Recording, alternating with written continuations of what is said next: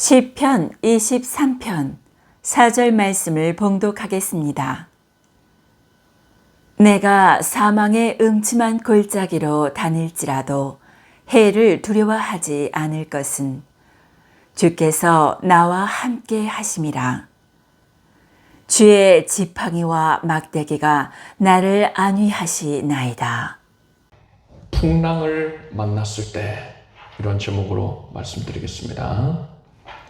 다윗은 시편 23편에서 여호와는 나의 목자시니 내가 부족함이 없으리로다. 그가 나를 푸른 초장에 누이시며 쉴 만한 물가로 인도하시는도다. 이렇게 고백했습니다. 이 구절을 읽으면 어떤 모습이 상상이 됩니까? 따스한 햇살 아래에 봄날에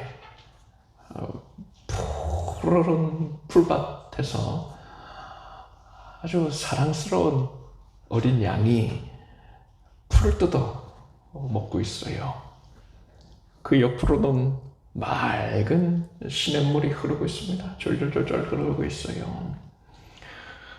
양이 뛰어놀다가 풀을 마시다가 목마르면 또 물도 마시고 하다가 그새 지쳤는지 풀밭 위에 들어 누워서 아무런 걱정 없이 자고 있습니다. 참 평온한 모습이죠. 우리는 이런 모습이 바로 성도가 신앙생활을 통해서 누릴 수 있는 가장 이상적인 삶의 모습이 아니겠느냐라고 생각을 합니다. 그리고 그것은 또 성경적으로 볼 때에 맞는 말이에요. 그런데 우리의 삶의 현실의 모습은 어떻습니까? 우리는 때로는 큰 고통과 괴로움을 겪을 때가 있습니다. 때로는 너무 슬프고 고통스러워서 잠을 못 이룰 때가 있고 심지어 숨 쉬는 것조차도 고통스럽다고 탄식할 때도 있습니다. 지금 그런 고통 가운데에 처해 있는 분들도 계실 수 있지요. 우리는 이런 상황을 겪을 때에 나의 삶이 그 성도가 이상적으로 누리게 되는 그런 형통한 삶의 모습과는 동떨어져 있기 때문에 괴리감을 갖게 된단 말입니다. 그래서 하나님께 하나님, 내 인생은 왜 이렇게 기구합니까? 이렇게 탄식을 하곤 한단 말입니다. 그런데 하나님께서는 도대체 왜 우리에게 그렇듯 커다란 고통과 괴로움을 겪게 하시는 겁니까? 하나님께서는 분명히 나를 지극히 사랑한다고 하셨는데 심지어 독생자 외아들까지도 아끼지 않고 날 위해 내어주셨는데 왜 나에게 그런 고통을 허락하시는 겁니까? 오늘은 하나님께서 사랑하시는 자녀에게 이러한 고통과 괴로움, 즉 풍랑을 겪게 하시는 그 이유에 대하여서 말씀을 드릴 것입니다. 그리고 하나님께서는 우리가 그러한 풍랑을 겪을 때에 우리가 어떤 모습을 보이기를 원하시는가에 대해 말씀을 드리겠습니다. 방금 읽은 시편의 내용만 보자면 다윗은 근심과 염려를 모르고 살아가는 그런 아주 형통만을 누리는 사람인 것 같아요. 그래서 우리는 다윗은 참 평안한 인생을 살았다라고 생각하기 쉽습니다. 그런데 사실은 어떻습니까? 다윗의 삶은 고통과 괴로움의 연속이었어요. 창세기에 나오는 야곱이 애굽으로 내려갔을 때에 애굽의 왕 바로가 야곱의 얼굴이 너무 안 됐거든요. 아주 고생한 게 역력하단 말입니다. 네 나이가 몇이냐 묻습니다. 도대체 나이가 얼마나 많길래 저렇게 얼굴이 상하였는가 생각한 거예요. 그랬더니 야곱이 내가 험악한 세월을 보냈나이다 하는 거예요. 자기가 이렇게까지 얼굴이 상하게 된 것은 험한 세월을 보내면서 몸과 마음이 크게 고통을 겪었기 때문에, 고생했기 때문이다, 이런 뜻이지요. 그런데 여러분, 다윗의 삶은 야곱이 겪었던 그런 고통, 고난보다 더하면 더했지 결코 덜하지 않았습니다. 이스라엘의 첫 번째 왕 사울이 다윗을 시기해서 죽이고자 했어요. 다윗은 이스라엘을 위해서, 또 사울 왕을 위해서 자기 목숨을 걸고서 블레셋과의 전쟁에 나가서 그 수많은 전쟁에서 이스라엘을 구원해냈습니다. 큰 위기 가운데에서 구원해냈어요.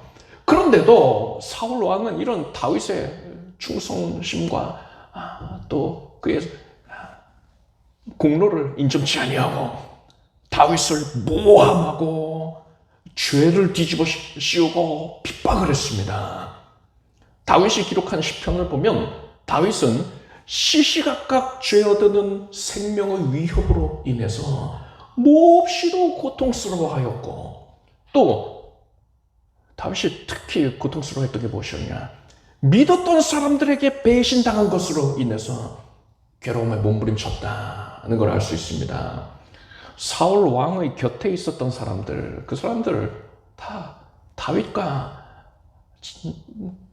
원만한 관계를 가지고 지냈던 자들이에요. 크고 작은 전투를 겪을 때에 다윗과 마음을 맞추고 힘을 합하여서 그런 과업들을 이뤄냈던 사람들입니다. 누구보다도 그 사람들이, 사울의 곁에 있는 사람들이 다윗의 사람됨됨이를 알고 신앙됨을 알고 다윗이 어떤 자인지를 분명히 알고 있었어요. 그들은 다윗에게 죄가 없다는 걸 뻔히 알고 있었단 말입니다. 그런데도 그들은 사울 왕을 두려워해서 또 자기 목숨과 자기 자리를 보존하기 위하여서 사울에게 동조했습니다. 그들은 적극적으로 다윗을 모함하는 거짓말을 지어내서 백성들에게 전파했습니다. 그리고 사울과 함께 다윗을 핍박했어요. 다윗과 함께 했던 자들 중에도 다윗을 배신했던 자들이 여러 생겨났습니다. 다윗과 함께 도피 생활을 하고 있던 자들, 특히나 다윗이 각별히 신뢰했던 자들도 있고요.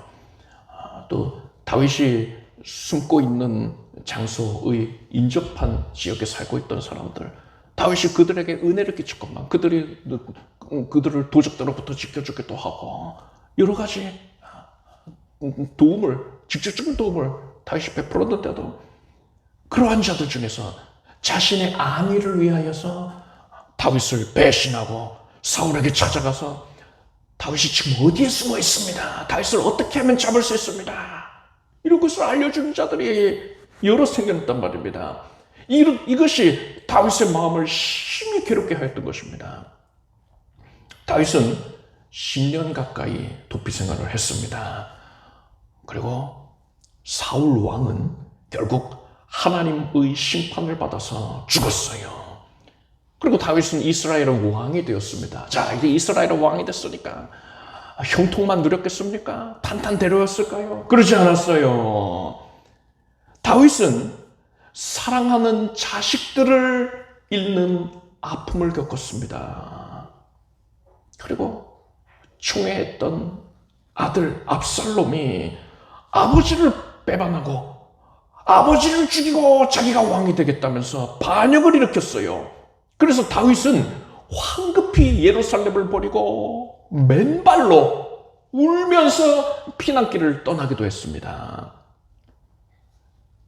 지금 큰 고통과 괴로움을 겪고 있는 성도님이라 하더라도 내가 다윗보다 더 괴로워, 이렇게 자신 있게 말할 수 있는 분은 아마 없을 겁니다.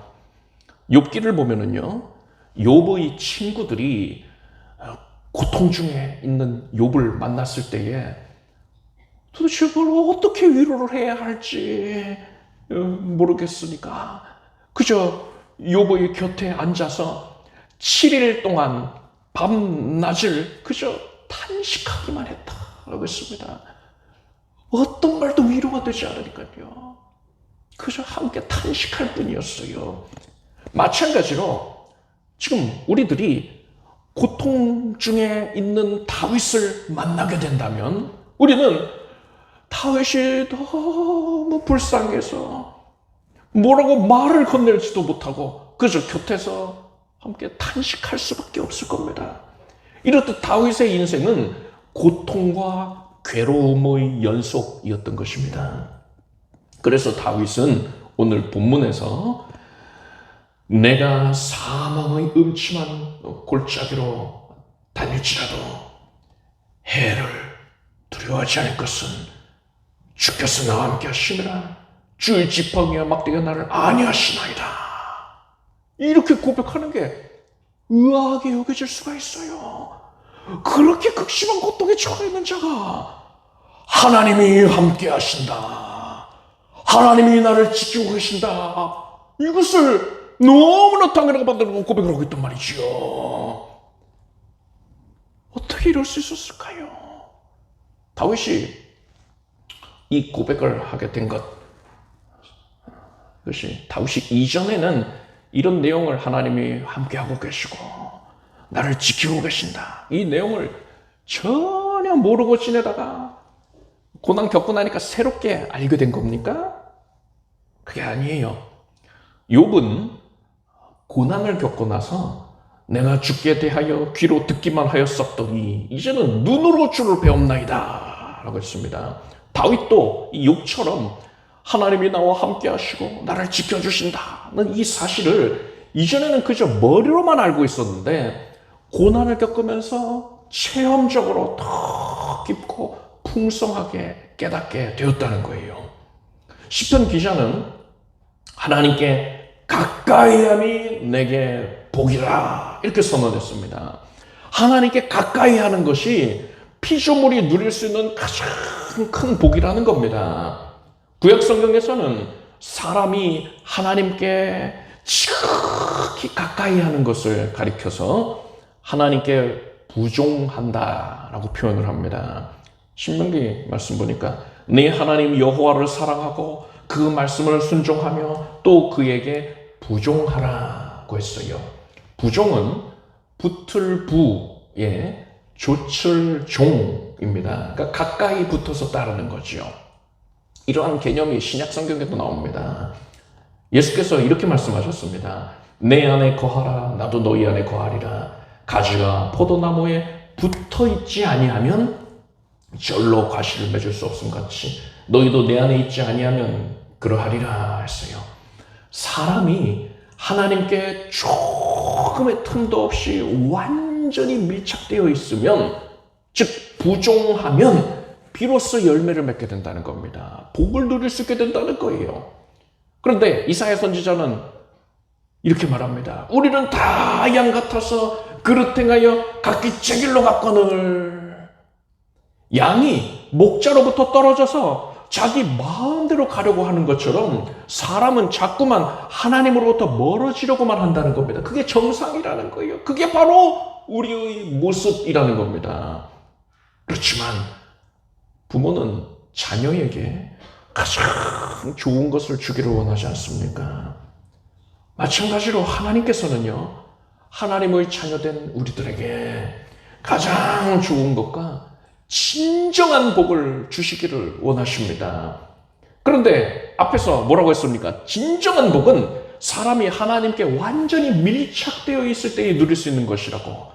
하나님께 밀착되어 있는 것 이 자체가 최고의 복이라고 하지 않았습니까? 그렇다면 하나님께서는 사람에게 이러한 복을 주시기 위해서, 이 가장 좋은 복을 주시기 위해서 어떻게 섭리하십니까? 어린아이가 아장아장 걷고 있었는데 이 아이는 온 세상이 신기한 거예요. 그래서 아빠가 붙잡아주고 아빠가 이 아빠의 울타리 안에 거두어 두려고 하는 것, 그것이 싫은 겁니다. 그래서 아빠 손길을 뿌리치고 자꾸만 아빠에게서 멀리 벗어나려고 애쓰고 있었어요. 그런데 그때 사나운 개가 나타나서 아이에게 으렁거리는 겁니다.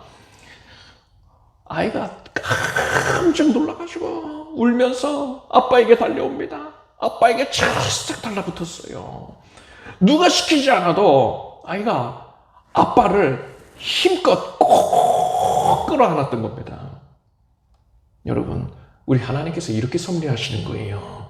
하나님께서는 자녀에게 고난을 허락하심으로써 자녀가 자기 자신의 연약함을 뼈저리게 깨닫게 하시고 하나님께 달려 나와서 하나님의 품에 안겨서 하나님께 찰싹 붙어 있게 하시는 것입니다. 예수님의 공생의 시절에 예수님께서 제자들에게 갈릴리 호수 건너편을 가리키시면서 우리가 저편으로 건너가자 이렇게 말씀하셨습니다. 그래서 제자들은 예수님과 함께 배를 타고 갈릴리 호수를 건너고 있었습니다. 이때 예수님은 무척 피곤하셨는지 주무시고 계셨어요. 그런데 호수에서 큰 풍랑이 일어납니다. 갈릴리 호수 위편에는 헬몬 산이 있는데 이 산의 정상은 항상 눈이 덮여 있습니다. 그러니까 공기가 차갑게 냉각이 되어 있는 거죠. 그런데 그 차가운 공기가 요단 골짜기를 타고서 미끄러지듯이 내려오면은 이 갈릴리 호수의 따뜻한 공기와 만나게 됩니다. 그래서 격렬한 반응을 일으켜서 갈릴리 호수에서는 종종 회오리 바람이 만들어졌어요. 큰 풍랑이 일곤 했습니다. 제자들 중에는 어부 출신들이 많았습니다. 그래서 배를 다루는 데 능숙한 자들이 많았어요. 그들은 어떻게 해서든지 이 풍랑을 벗어나기 위해서 가진 노력을 다했을 겁니다. 그렇지만 이 집치만한 풍랑으로 인해서 배 안에 벌써 물이 가득 들어오게 됐고 이제 배는 가라앉을 지경이 됐습니다. 제자들은 그제서야 예수님께 와서 예수님, 우리의 죽게 된 것을 돌아보지 아니하시나이까 하면서 예수님을 깨웁니다. 예수께서는 풍랑을 향해서 잠잠하라, 고요하라 꾸짖으셨어요. 그러자 일순간에 바람이 그치고 파도가 잔잔해졌습니다. 예수께서는 제자들에게 어찌하여 이렇게 무서워하느냐, 너희가 어찌 믿음이 없느냐 이렇게 책망하셨습니다. 예수님께서 이 사건을 통해서 우리에게 교훈하시는 바가 무엇입니까? 흔히들 사람의 인생을 가리켜서 항해하는 것으로 표현을 하곤 합니다. 지금 제자들이 타고 있는 배, 이 호수를 건너고 있는 이 배, 이 배가 이제 항해하는 것을 가리켜서 이제 사람의 일생으로 볼 수가 있는 것이지요. 그런데 예수께서 이 배 안에 함께 타고 계셨잖아요. 그러니까 이 일생은 세상 사람의 일생, 불신자의 일생이 아닌 겁니다. 성도의 일생인 거예요. 바로 우리 각자의 일생을 의미한다 할 수 있는 것입니다. 예수 그리스도의 영이신 성령님께서 여러분 안에 들어와 계십니다. 지금 여러분과 예수님이 동행하고 있는 거예요. 그래서 여러분의 일생이라는 배에는 예수님이 타고 계시는 걸 여러분 분명히 아시기 바랍니다. 우리는 저편으로 건너가자라는 예수님의 말씀에 순종해서 지금 배를 타고서 나아가고 있는 거예요. 천국을 향하여 나아가고 있는 겁니다. 그런데 예수님을 믿어서 이렇게 구원받고 예수님이 배에 함께 타고 계시면은 항상 잔잔한 물결 위를 지나게 되겠지. 주변 경치를 즐길 수 있겠지. 때로는 낚시도 하겠지. 맛있는 도시락을 먹겠지. 낮잠도 자고 무척 평온하고 즐거운 여행이 되겠지라고 생각했는데 그게 아니었던 거예요. 제자들 중에 이 어부 출신들도 감당하지 못할 만큼 큰 큰 풍랑을 만나게 된 겁니다. 감당할 수 없는 풍랑이었어요. 이때에 예수님은 잠들어 계셨다고 했습니다. 이것은 예수님께서 이 배에 오르시기 전에 오랫동안 설교를 하셨고 또 병든 자들을 고쳐주시느라 육신이 고단하셨기 때문이다 라고 생각할 수 있어요. 그런데 그 이유만이 전부는 아니었습니다. 예수님께서 이 사건을 통해서 지금 제자들에게 교훈을 주시고자 하셨다는 것을 우리가 생각을 해볼 때에 예수님께서는 주무심으로써 풍랑에서 한 발짝 물러나 계셨던 겁니다. 물러나 계시면서 제자들이 이 풍랑에 어떻게 대처하는지를 보시고자 했던 겁니다.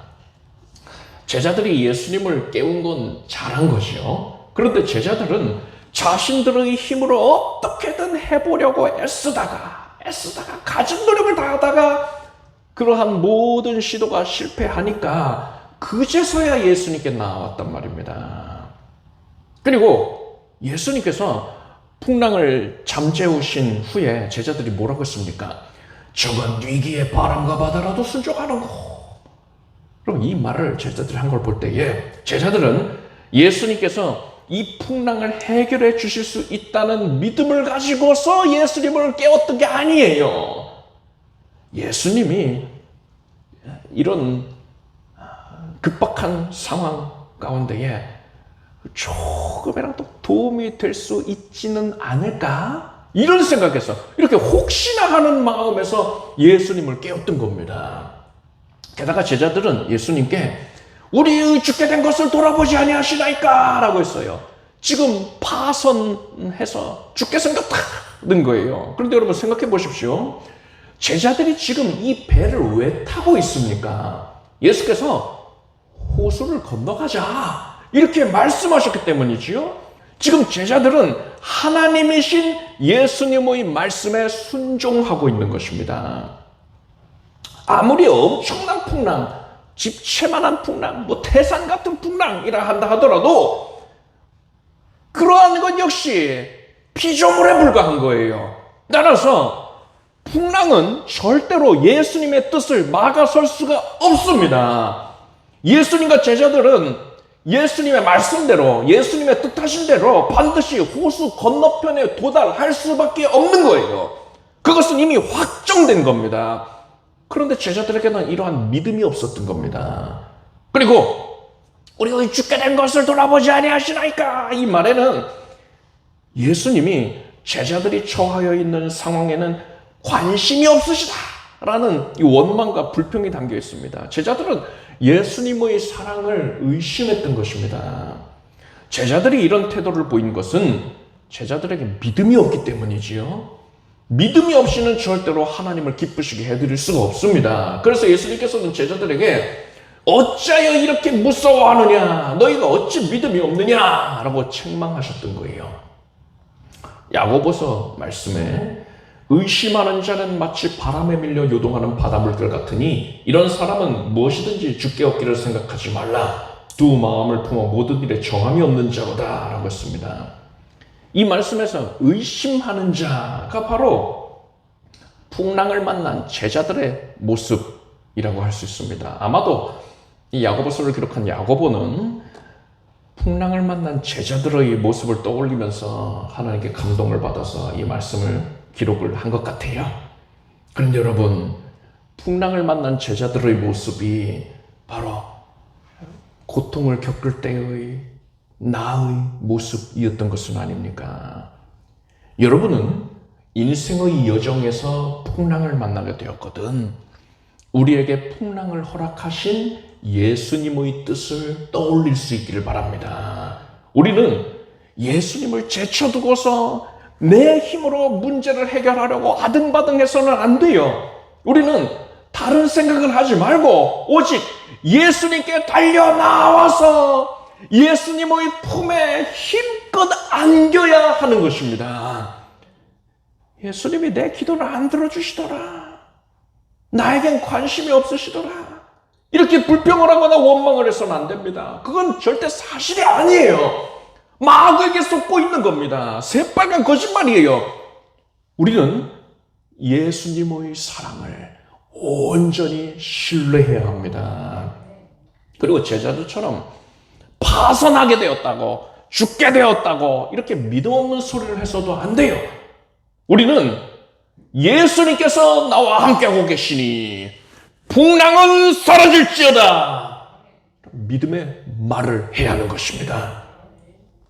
하나님께서는 다윗에게 각별한 영감과 통찰력을 주셨습니다. 그래서 다윗은 하나님께서 성도에게 왜 고난을 허락하시는지, 그리고 하나님께서 성도가 고난 중에 어떤 모습을 보이기를 원하시는지를 깨달았습니다. 그래서 다윗은 고난 중에 하나님을 더 신뢰하고 하나님께 가까이 달려나가서 그 품에 안겼던 것입니다. 그래서 다윗은 오늘 본문 말씀처럼 내가 사망의 음침한 골짜기로 다닐지라도 해를 두려워하지 않을 것은 주께서 나와 함께 하심이라. 주의 지팡이와 막대기가 나를 안위하시나이다. 이렇게 고백을 할 수 있었던 것입니다. 하나님께서는 이러한 고백을 하고 있는 다윗에게 어떤 은혜를 베풀어 주셨습니까? 이어지는 20편 23편의 5절 말씀 보니까 주께서 내 원수의 목전에서 내게 상을 베푸시고 기름으로 내 머리에 바르셨으니 내 잔이 넘치나이다 라고 했습니다. 상을 베푸셨다 했어요. 이 상은 주인이 손님을 위하여서 정성껏 마련한 식사 자리를 의미합니다. 하나님께서 다윗을 죽이려고 하는 다윗의 원수들 앞에서 다윗을 위하여 상을 차려주셨다라는 겁니다. 그리고 유대인들은 집주인이 손님을 환영한다는 의미에서 손님의 머리에 기름을 몇 방울을 떨어뜨려 주었습니다. 밖에서 모래바람 맞고 하면 머리가 헝클어지잖아요. 그러니까 머리를 정돈할 수 있게 해 주었던 것이지요. 또 좋은 향기를 내는 기름이었단 말입니다. 좋은 향기를 내게 하는 게 중요해요. 옛날에는 또 중동 지역이다 보니까 목욕을 자주 안 한단 말이죠. 그래서 냄새가 날 수 있던데, 그것 때문에 또 의기소침해질 수 있던데, 머리에서부터 이제 좋은 냄새를 내게 해주는 것이 또 대단한 예우였던 것입니다. 그렇게 기름을 떨어뜨려줄 때에 서너 방울 정도면 충분했어요. 그런데 하나님께서는 다윗을 얼마나 기쁘게 여기셨는지 다윗의 머리에 기름을 서너 방울 떨어뜨려주는 정도가 아니라 기름을 끝없이 한량없이 베풀어 주셨던 것입니다. 그래서 어느 정도냐, 하나님이 차려주신 그 상 앞에 다윗이 앉아있는데 어찌할 바를 모르고 있었거든요.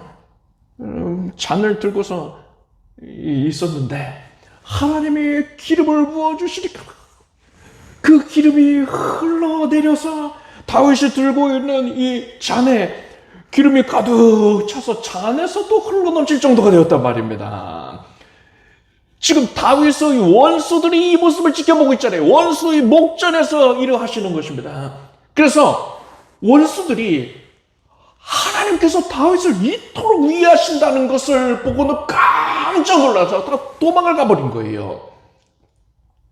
사나운 개가 흐랑거리면서 아이에게 달려드는데 아이가 아빠에게 꼭 안기니까 아빠가 개를 향해서 위협적으로 발을 굴렀습니다.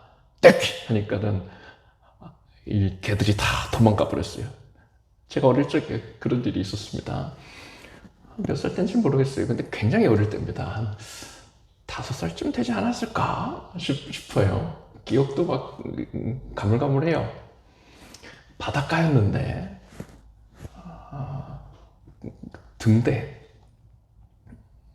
등대를 구경을 하고 있었는데 아마 등대치기가 그랬는지 개들을 키웠는데 개들을 왜 풀어놨어요? 그때는 뭐 그런 안전의식이 좀 없었죠. 큼직한 개를 한 서너 마리를 풀어놓은 겁니다. 제가 즐겁게 여기저기 구경을 하다가 등대 아래에서 막 구경을 하고 개들을 만난 거예요. 깜짝 놀라가지고 크게 겁을 집어먹고선 달렸는데 아버지가 계시는 겁니다. 그래서 아버지한테 안겼어요. 그런데 이 개들이 또 어른은 무서워하더라고요. 아버지가 발을 이렇게 부르니까는 개들이 깽깽 하고서는 다 도망을 가버리더란 말입니다. 아버지한테 안겨가지고 내려올 줄을 모르는 거죠. 무서워가지고. 자, 그런 적이 있었습니다. 여러분, 하나님께서 이렇게 역사를 하시는 거예요.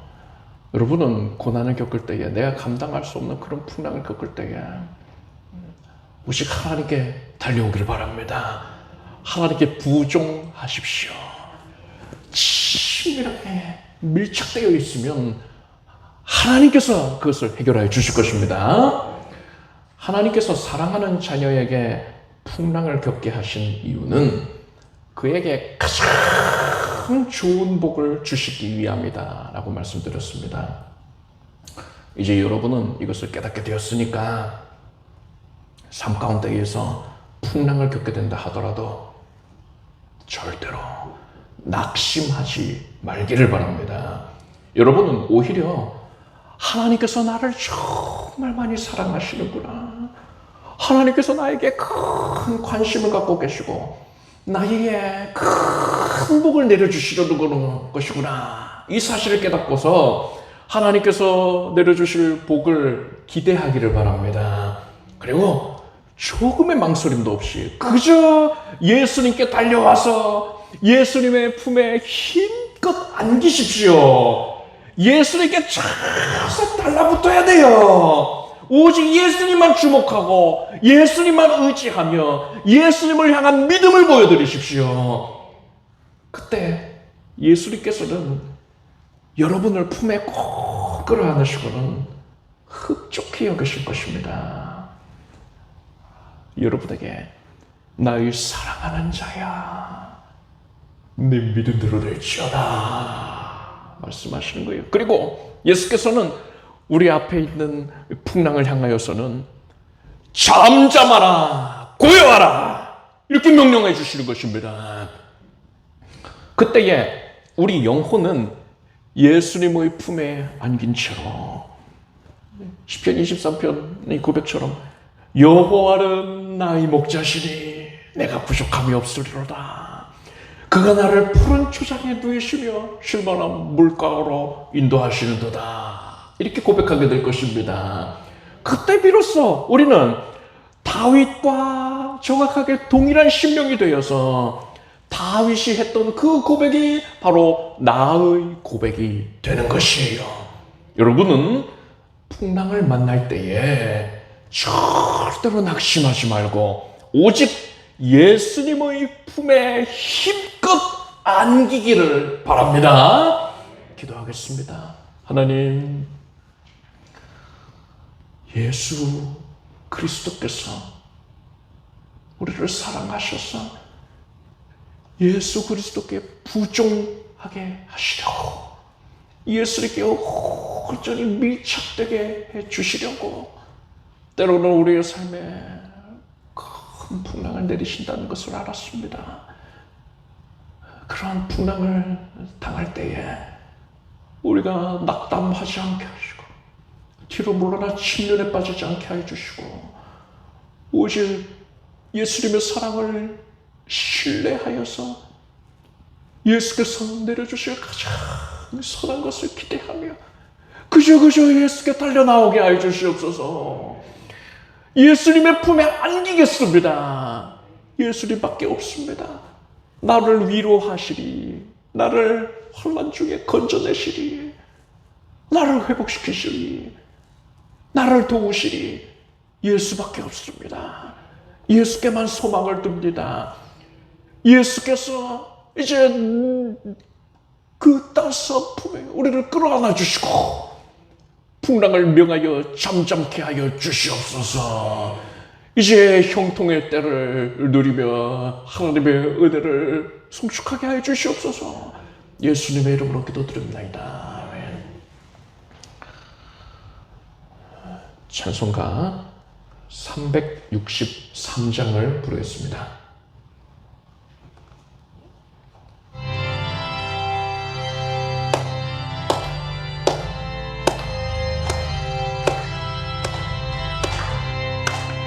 내 모든 시험 무거운 짐을 주 예수 앞에 아뢰이면 근심에 쌓인 날 돌아보사 내 근심 모두 맡으시네. 무거운 짐을 나 홀로 지고 견디다 못해 쓰러질 때 불쌍히 여겨 구원해 주리. 은혜의 주님 오직 예수.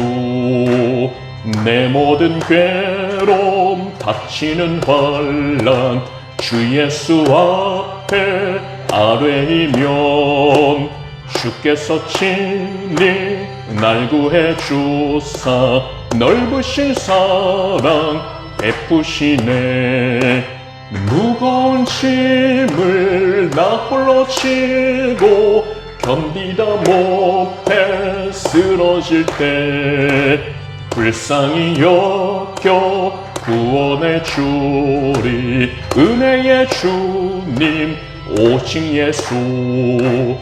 내 짐이 점점 무거워질 때 주 예수 앞에 아뢰이면 주께서 친히 날 구해 주사 내 대신 짐을 져주시네.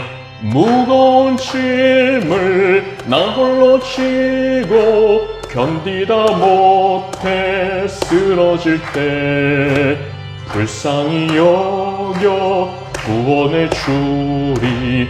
은혜의 주님 오직 예수. 마음의 시험 무서운 죄를 주 예수 앞에 아뢰이면 예수는 나의 능력이 되사 세상을 이길 힘 주시네. 무거운 짐을 나 홀로 지고 견디다 못해 쓰러질 때 불쌍히 여겨 구원해 주리. 은혜의 주님 오직 예수. 말씀 생각하면서 함께 소리내어 간절히 기도하겠습니다. 하나님, 하나님의 사랑을 신뢰합니다.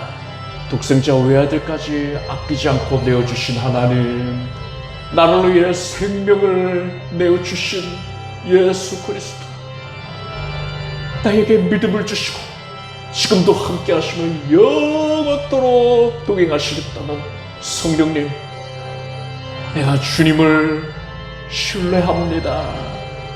하나님의 사랑은 조금도 변함이 없었습니다. 하나님께서 나를 사랑하셔서 가장 선한 것을 내려주시나이다. 내가 하나님께 가까이 나아가도록 하나님께 부종케 하기 위하여서 하나님께서 때로는 고난도 주셨나이다. 하나님, 하나님의 섭리를 깨달았으니 이제 두려움이 없겠습니다. 아무리 집채만한 풍랑이 다가온다 하더라도 낙심치 아니하겠습니다. 뒤로 물러가지 않겠습니다. 그저 예수께 달려나와서 예수님의 품에 안기겠습니다. 힘써 주님만을 의지하겠습니다. 주님만을 사랑합니다. 주님만 바라봅니다. 주께서 기뻐하셔서 우리에게 이제 각별히 예비되어 있는 은총을 내리시나이다. 모든 풍랑이 잠잠하고 고요하여질 것이며 이제는 은혜의 때가, 평강의 때가, 형통의 때가 돌아가게 해주시나이다. 푸른 초장 쉴만한 물가에 나를 안위하여 주십니다.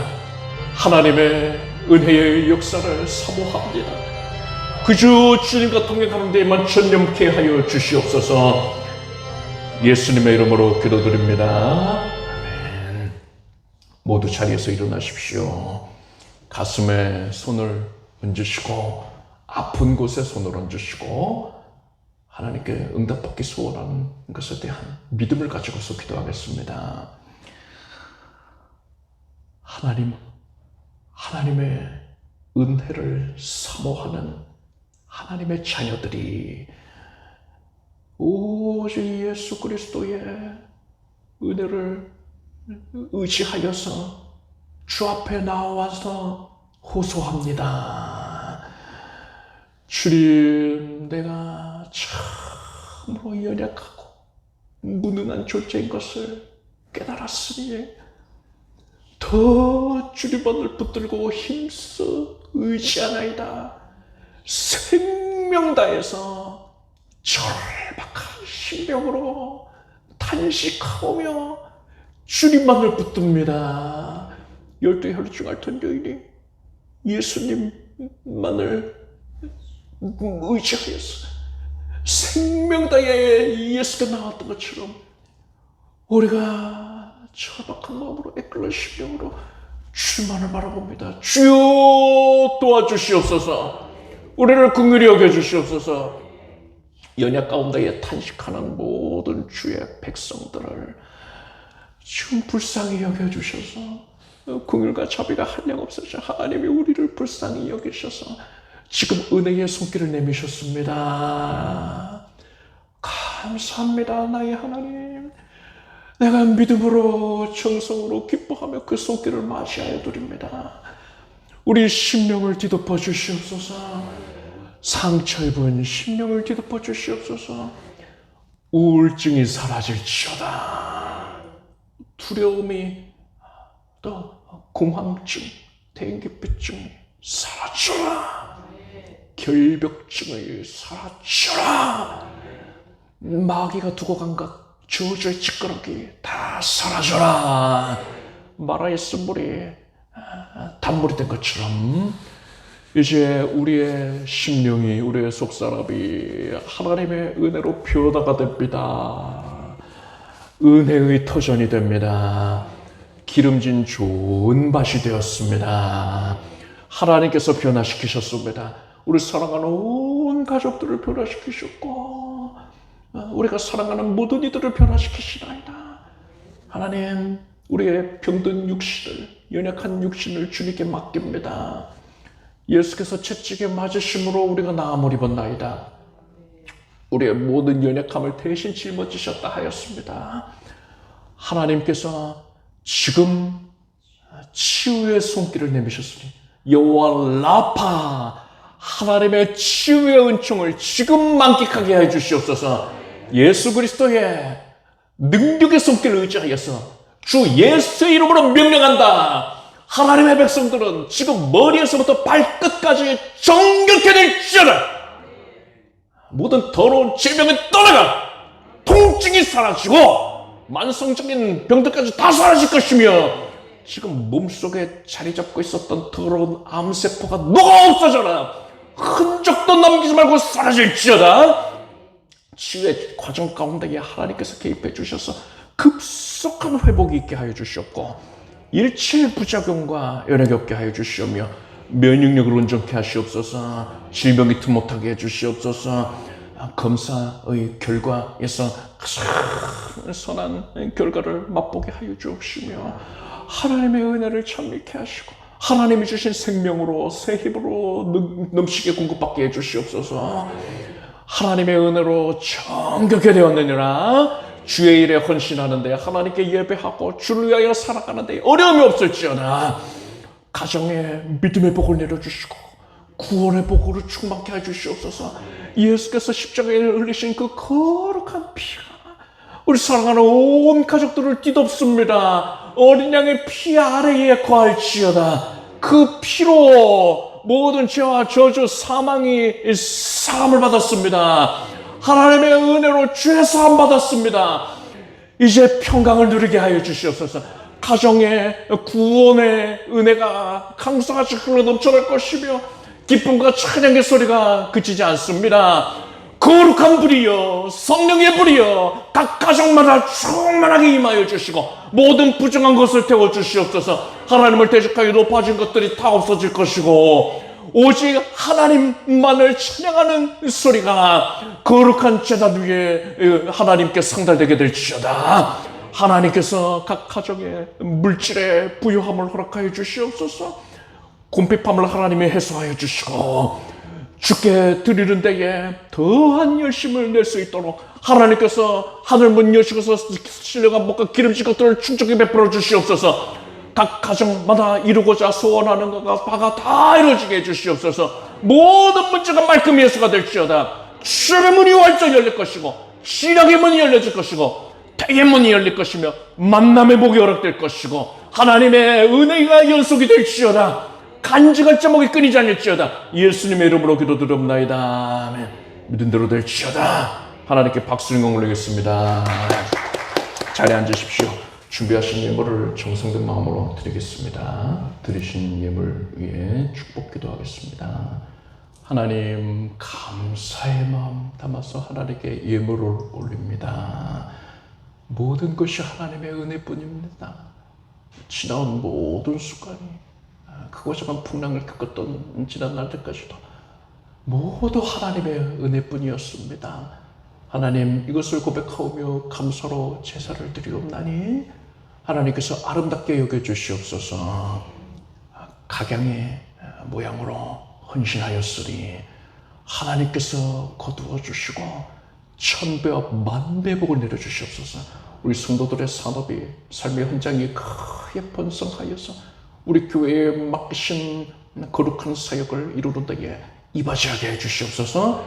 예수님의 이름으로 간절히 축복하고 기도드립니다. 아멘.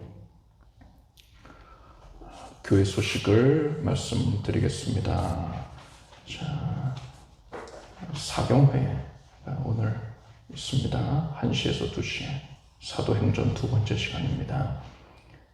이제 다음 주일은 설날, 설 명절 기간 중이지요. 그래서 여러분들 중에 설 가정 예배를 좀 일찍 시작하시는 분들도 계실 수 있으니까는 가정 예배 순서지를 미리 준비를 했습니다. 그래서 필요하신 만큼 가져가시면 됩니다. 뭐 예를 들어서 뭐 가족이 10분이다 모여서 예배를 할 때 가족들이 한 10명가량 모인다 하면 10장 가져가시면 되는 겁니다. 그래서 필요하신 만큼 얼마든지 더 인사할 수 있으니까 자유롭게 가져가셔서 활용하시기 바랍니다. 또 새로 제작한 교패를 받아가시기 바랍니다. 또 필요하신 만큼 가져가세요. 뭐 출입문이 2개가 있으면 2개 가져가셔도 되고 그렇습니다. 네, 암송구절 요한복음 8장 25절을 우리가 함께 읽겠습니다. 저희가 말하되 내가 누구냐? 예수께서 가라사대 나는 처음부터 너희에게 말하여 온 자니라. 이 말씀 가지고 이제 다가오는 금요일에 금요 예배 때에 설교를 할 것입니다. 모두 자리에서 일어나셔서 성령을 부르시겠습니다.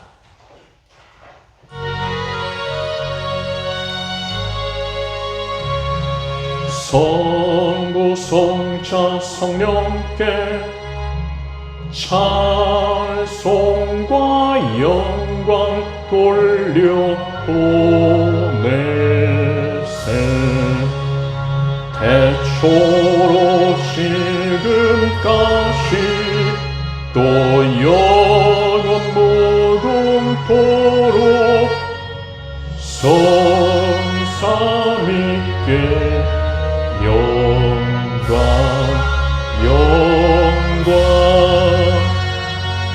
아멘.